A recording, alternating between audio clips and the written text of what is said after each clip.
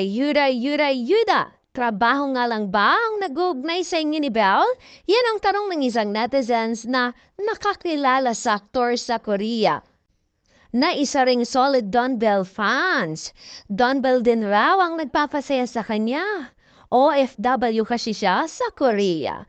Matapang na signagot nga ng aktor ang kanyang katanungan.